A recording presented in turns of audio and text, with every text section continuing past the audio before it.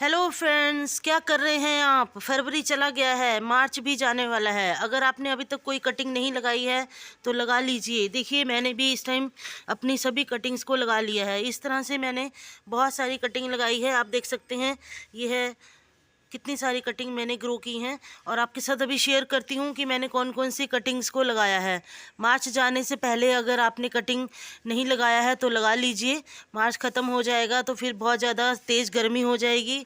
आप कटिंग्स लगाएंगे तो वो सरवाइव नहीं करेगी। तो चलिए बताते हैं आपको कौन कौन सी कटिंग आपने इस टाइम ग्रो करनी है। सबसे पहले मैं लगाने जा रही हूँ बेबी टीयर्स की कटिंग। बेबी टीयर प्लांट मेरे पास एक ही पॉट में लगा हुआ था, तो इसको मल्टीप्लाई करने का अच्छा टाइम आ गया है मेरे पास। तो अभी मार्च मंथ में मैं इस कटिंग को लगा रही हूँ। बहुत ही सुंदर प्लांट होता है बेबी टीयर्स। हैंगिंग बास्केट में चलता है। देखिए, अपने एक ही पॉट के प्लांट में से मैंने एक कटिंग ले ली है। इसको हम अच्छे से सॉइल में लगा देंगे। बिल्कुल सिंपल सॉइल मिक्सचर मैंने लिया है। गार्डन सॉइल और सैंड को मिक्स किया है। कोई कंपोस्ट कटिंग के लिए आपने नहीं डालना है, क्योंकि ज़्यादा कंपोस्ट डालने की वजह से कभी कभी कटिंग सर्वाइव नहीं करती है। देखिए, इस कटिंग में से मैंने एक छोटी छोटी और कटिंग्स को कट कर लिया है और इसको इसी पॉट में इंसर्ट कर दिया है सॉइल में, ताकि हमारी ये पॉट जो है भर जाए। और अच्छे से पानी मैंने इसको दे दिया है। अब नेक्स्ट हम लगाएंगे। देखिए, ये मुझे ड्रेसिना की कुछ कटिंग्स मिली हैं। मेरे नेबर्स ने इनको कट करके फेंका हुआ था, तो मैंने इनको उठा लिया हम, और मेरी लॉटरी लग गई। देखिए, बहुत सारी कटिंग्स मुझे मिली हैं। सभी कटिंग्स को मैं अच्छे से साफ़ सुथरा कर लूँगी। थोड़ी सी लंबी लंबी कटिंग्स को नीचे से कट कर दूँगी, और जितनी भी इसकी सूखी लीव्स हैं सबको मैंने कट कर दिया है और फ्रेश कटिंग को निकाल लिया है। और उसके बाद मैंने एक पॉट में गार्डन सॉयल और सैंड मिक्स करके इसमें पत्तियां डाल के, मैंने सूखी पत्तियां जितनी भी मेरी निकली हैं इसी पॉट की डाल दूंगी नीचे। और इसमें जो है सॉयल मिक्सचर ऐड करके सभी कटिंग्स को मैं अच्छे से इसमें लगा दूंगी। पॉट में सॉयल मिक्सचर को भरने के बाद थोड़ा सा हम इसको गीला कर लेंगे, पानी ऐड करेंगे। पानी को ऐड करने के बाद मिट्टी अच्छे से सॉफ्ट हो जाएगी। फिर उसके बाद एक एक कटिंग को इसके अंदर मैं लगा दूंगी। आप देखेंगे कटिंग लगाने के बाद ये पॉट कितना सुंदर घना घना दिखाई देगा। लेकिन अगर जब इसकी कटिंग ये अलग लग जाएगी, तब हम जो है इनको अलग अलग कर लेंगे। फ़िलहाल मैं इनको इसी तरह से लगा रही हूँ। और उसके बाद देखिए कितना ब्यूटीफुल पॉट ये मेरा ड्रेसिना प्लांट का बनके तैयार हो गया है। और इसी तरह से आपको कभी भी कोई कटिंग मिलती है, आप ले आइए और अपने गार्डन में इनको कटिंग को लगाकर अपने गार्डन में न्यू प्लांट को ऐड कर सकते हैं। बहुत सुंदर प्लांट मेरा ये बन गया है। अब हम लगाएंगे नेक्स्ट प्लांट की कटिंग। तो चलिए देखते हैं मैं क्या लगाने वाली हूँ। ये देखिए, मैंने ये कटिंग्स लगाकर प्लांट तैयार किए थे। वॉन्डरिंग जू की मैंने छोटी छोटी कटिंग, जो मेरे पास पॉट खाली थे, ये मैंने ग्रो बैग में लगाई थी वॉन्डरिंग जू। जब मेरे पास प्लांट आता है तो मैं फट से उसको लगा देती हूँ, वेट नहीं करती हूँ। तो इसी तरह से मैंने एक कोलियस की कटिंग लगाई थी। कोलियस मैंने कटिंग से तैयार किया हुआ है। ये कोलियस भी मैंने कटिंग से तैयार किया था। इसको भी मैंने रिपोर्ट कर दिया था। तो ज़रूरी नहीं होता है हर चीज़ की वीडियो बनाई जाए। कभी कभी हमें विदाउट वीडियो भी बनाने के अलावा भी जल्दी से उनको रिपोर्ट या कुछ करना पड़ता है। तो ये देखिए, पर्पल हार्ट की कटिंग भी आप इस टाइम लगा सकते हैं। बहुत इजीली ग्रो करती है। आप इसकी छोटी से ऊपर टिप से एक स्टिक को तोड़ लीजिए, इसकी डंडी को तोड़ लीजिए और उसी सॉइल मिक्सचर में आप उसको लगा दीजिए। देखिए, इसी सॉइल में मैंने इसको लगा दिया है, ताकि ये प्लांट मेरा घना हो जाए, बुशी लगे आने वाले टाइम में। और यहाँ पे देखिए, एक पॉट में मेरे वॉन्डरिंग जू और ये सिंगोनियम की दोनों की कटिंग लगाई थी मैंने। अब ये ग्रो हो चुकी है, तो दोनों को प्लांट्स को मुझे अलग अलग करना पड़ेगा। तो ये भी मेरे कटिंग से लगाए हुए प्लांट्स हैं। इस तरह सिंगोनियम की भी आप इस तरह इस टाइम कटिंग लगा सकते हैं। बहुत इजी टू ग्रो प्लांट होता है, हैंगिंग बास्केट में अच्छा लगता है। और इसके बाद आते हैं जेड प्लांट। जेड प्लांट तो बहुत ही छोटी से छोटी कटिंग से लग जाता है। तो ये जितना भी जंगल जेड प्लांट का आपको पता है मेरे गार्डन में है, तो ये सब मैंने इसी कटिंग से बना बना के लगाया है। और इसी तरह से छोटी छोटी कटिंग लगा लगा कर मैंने इसको तैयार किया है। आप देखिए, ये इतना बड़ा प्लांट आप सामने देख रहे हैं, ये भी मेरा छोटी सी कटिंग से तैयार किया हुआ प्लांट है। तो इसी तरह से मैंने छोटी कटिंग ले ली है और किसी भी पॉट में आप इसको छोटी सी कटिंग को मिट्टी में इंसर्ट कर दीजिए। कोई आपको रूटिंग हार्मोन या एलोवेरा जेल लगाने की भी ज़रूरत नहीं होती है। बहुत ही इजी टू ग्रो ये कटिंग्स होती हैं, ये बहुत इजीली ग्रो कर जाती हैं। तो देखिए मैंने जेट प्लांट की कटिंग को इसके अंदर लगा दिया है और ये देखिए ये छोटे छोटे पॉट्स में इस तरह से छोटी छोटी कटिंग लगाकर मैंने ये प्लांट तैयार किया हुआ है। तो बहुत छोटी कटिंग्स मैंने लगाई थी, बिल्कुल आप कह सकते हैं कि आधे इंच की भी कटिंग थी मेरे पास जेट प्लांट की, वो मैंने इसके अंदर रख दी थी और ये आज मेरे पास इतने पॉट भर के प्लांट तैयार हो चुके हैं। अब आते हैं बेबी सन रोज़ की तरफ। तो बेबी सन रोज़ भी बहुत ही सुंदर छोटे छोटे फ्लावर्स वाला प्लांट होता है, बहुत अच्छी सनलाइट में चलने वाला ये प्लांट है। समर का ये प्लांट होता है। इसको आप हैंगिंग बास्केट में लगाइए या किसी भी पॉट में लगाकर आप इसको अपने गार्डन में रखिए। फुल सनलाइट में इस प्लांट को रखिए। इसकी छोटी से छोटी कटिंग भी लग जाती है, जैसे हम जेड प्लांट की कटिंग लगाते हैं ऐसे ही इसकी भी छोटी से छोटी कटिंग लग जाती है। इसी पॉट में मैंने इस छोटी सी कटिंग को लगाया है। देखिए सिर्फ दिखाने के लिए मैंने इस कटिंग को लगाया है। मेरे पास बेबी सन रोज़ का बहुत बड़ा पॉट है जो इसमें मैंने कटिंग लगा के तैयार किए हुए हैं प्लांट्स, वो भी मैं आपको दिखाऊंगी। तो इस तरह से छोटी सी कटिंग लगा के हम उसको सॉइल मिक्सचर से ढक देंगे और इसके ऊपर थोड़ी सी हम वाटरिंग करेंगे। बहुत ज़्यादा कटिंग में आपने पानी नहीं डालना है। ज़्यादा पानी अगर आप अपनी कटिंग्स में डालेंगे तो कटिंग जो है गल जाती है और अच्छे से उसमें रूट्स नहीं बनती हैं। तो पानी इतना ही डालिए कि सिर्फ मॉइस्ट हो जाए, कटिंग सूखे नहीं। और नेक्स्ट वाटरिंग आप उसमें तभी करें जब उसकी मिट्टी जो है सूख जाए।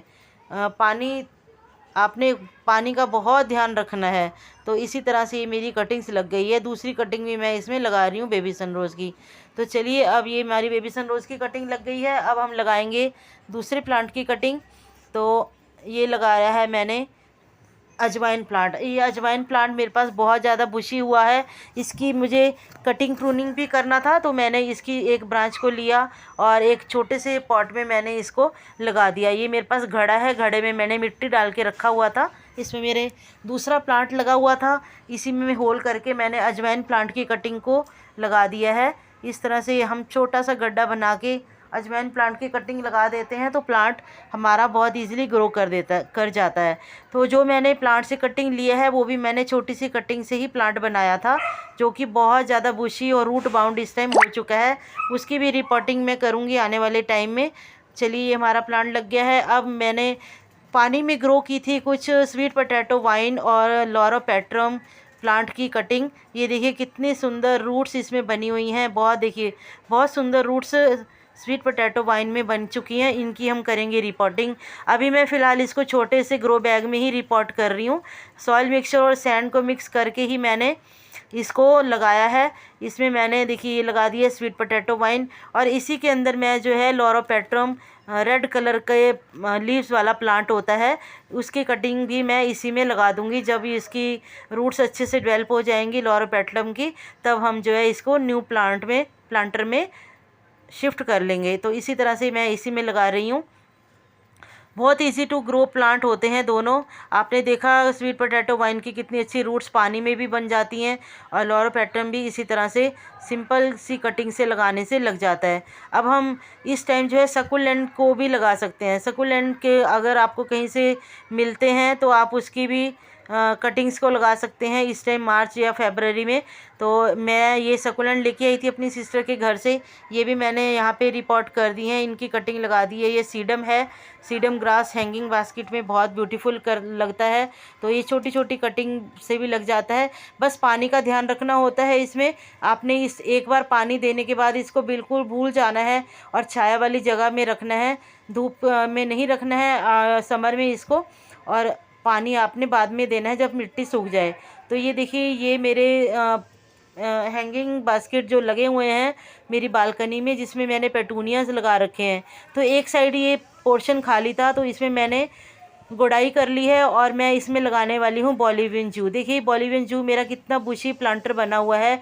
इसमें से मैंने थोड़ी सी बॉलीवियन जू ली है और इस प्लांट को मैं इसमें रख दूंगी। बस सिर्फ आपने सॉइल के ऊपर इसको रखना है और इसके ऊपर थोड़ी सी मिट्टी को डाल के और वाटरिंग कर देना है। ये बॉलीवियन जू मुझे बहुत ही प्यारा लगता है। इसको मैंने इस प्लांटर को इस बॉलीवियन जूस से भरना है, बिल्कुल बुशी बनाना है। इसीलिए मैंने पेटूनिया को हटाने से पहले ही इसमें बॉलीवियन जू की कुछ कटिंग तैयार कर दी है, लगा दी है, ताकि आने वाले समर टाइम में मेरा ये प्लांटर पूरा बॉलीवियन जू से भर जाए। तो मुझे बॉलीवियन जू बहुत ही सुंदर लगता है, इसीलिए मैं इसकी जगह जगह कटिंग लगाती रहती हूँ, ताकि हमारे पास समर में बहुत अच्छे से प्लांट तैयार हो जाएं। इस टाइम आप बहुत अच्छे समर के सीड्स भी लगा सकते हैं। समर प्लांट के सीड्स लगाइए। ये देखिए, ये है मेरे पास अपराजिता के सीड्स, ये मैं अपनी सिस्टर से लेकर आई थी। तो ये 2 सीड पॉड मैंने निकाले हैं और इनके सीड्स निकाल के मैं इस ग्रो बैग में लगाऊंगी। समर के सीड्स आप इस टाइम फरवरी मार्च में ज़रूर लगा लीजिए। अगर आपने सीड लगाने हैं तो इस टाइम ये बहुत अच्छा टाइम होता है सीड्स लगाने का। आपको इनके सीड, जो भी प्लांट के आप सीड लगाना चाहते हैं आप लगा सकते हैं। जो भी समर प्लांट्स की आप रूट प्रूनिंग करते हैं, प्लांट्स को कटिंग प्रूनिंग करते हैं, उनकी कटिंग आप ग्रो करना चाहते हैं, तो इस टाइम बहुत अच्छा टाइम होता है, वो आप ग्रो कर सकते हैं। तो मैंने देखिए लगा दी हैं यहाँ पे अपराजिता के सीड्स, 5-6 सीड्स मैंने इसमें लगाए हैं। वाटरिंग करने के बाद मैं इसको छाया वाली जगह में रख दूंगी, और जब इसमें अच्छे से सैपलिंग्स तैयार हो जाएंगी फिर हम इनको जो है अलग अलग प्लांटर में शिफ्ट कर लेंगे। तो इसी तरह से सीड्स आप ग्रो कर सकते हैं। देखिए मैंने कटिंग लगाई थी यूफोरबिया मिली की, बहुत ही अच्छी ग्रोथ इसमें होनी शुरू हो गई है, लीव्स इसमें निकलनी शुरू हो गई हैं। यूफोरबिया मिली प्लांट मेरे गार्डन में नहीं था, तो मैं प्लांट लेकर आई और कटिंग लगाई।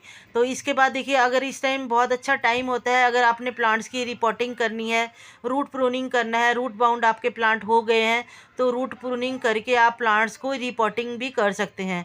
मार्च तक आप कर सकते हैं, 15 मार्च तक आप अच्छे से रिपोर्टिंग कर लीजिए।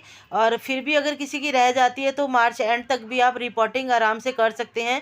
लेकिन रिपोर्टिंग के बाद आपने प्लांट को छाया वाली जगह में रखना है, अच्छे से वाटरिंग करके, और अच्छे से उसके ऊपर शावरिंग करते रहना है, ताकि आपका प्लांट जो है शॉक में ना जाए। बहुत अच्छा टाइम होता है इसको प्लांट्स को रिपोर्ट करने का, समर प्लांट्स को।